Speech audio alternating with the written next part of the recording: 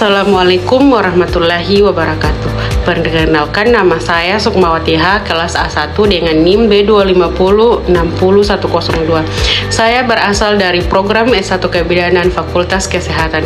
Hari ini saya akan membawakan mata kuliah Asuhan Kebidanan Pranikah dan Prakonsepsi dengan judul Menilai Hasil Pemeriksaan Darah Rutin, Urin Rutin, TORCH, Hepatitis, HIV/AIDS, TBC, dan Malaria yang diampu oleh dosen Ibu Bidan Andi Fatima Jamir, SSIT SKM MKes.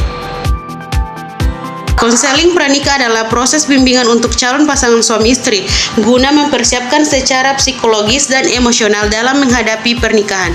Pemeriksaan dan edukasi pranikah sangat penting agar nanti saat sudah mulai berumah tangga dan merencanakan kehamilan, kedua calon pasangan suami istri sudah siap secara fisik dan mental. Sebaiknya calon suami juga ikut pemeriksaan kesehatan karena kesehatan kedua calon pengantin sama-sama penting untuk membentuk keluarga yang sehat dan mencegah penularan penyakit. Tujuannya agar supaya kalau ada masalah kesehatan bisa kita tangani sejak awal sebelum menikah.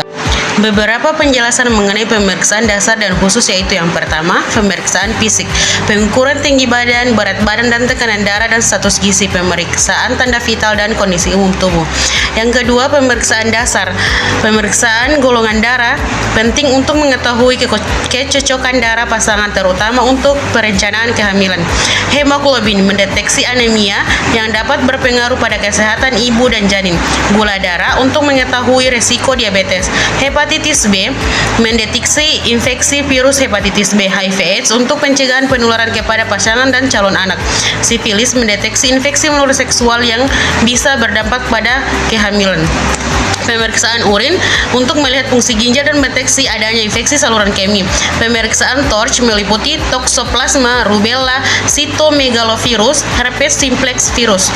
Pemeriksaan ini penting terutama bagi wanita yang merencanakan kehamilan agar terhindar dari risiko cacat bawaan pada bayi. Pemeriksaan urin untuk melihat fungsi ginjal dan mendeteksi adanya infeksi saluran kemih.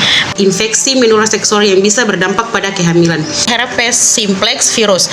Pemeriksaan ini penting terutama bagi wanita yang merencanakan kehamilan agar terhindar dari resiko cacat bawaan pada bayi. Pemeriksaan tambahan seperti pemeriksaan kesehatan reproduksi meliputi seperti kondisi organ reproduksi, keputihan atau infeksi, imunisasi pranikah seperti imunisasi TT pada calon pengantin perempuan. Selain pemeriksaan fisik, diharapkan juga menjaga pola makanan bergizi seimbang, cukup istirahat dan hindari stres, dan konsumsi asam folat 400 mikrogram setiap hari minimal 3 bulan sebelum hamil. Ini penting untuk mencegah cacat bawaan pada bayi. Edukasi dan tindak lanjut jika ada temuan seperti penyakit menular, segera beri pengobatan atau rujuk ke spesialis, misalnya vaksinasi hepatitis B jika belum. Pemeriksaan ini membantu calon pengantin untuk menghindari risiko kesehatan di masa depan, dan dengan melakukan pemeriksaan awal pada calon pengantin, maka jika ditemukan hasil tidak normal bisa ditangani lebih awal sehingga calon ibu dan bayi sehat di masa depan.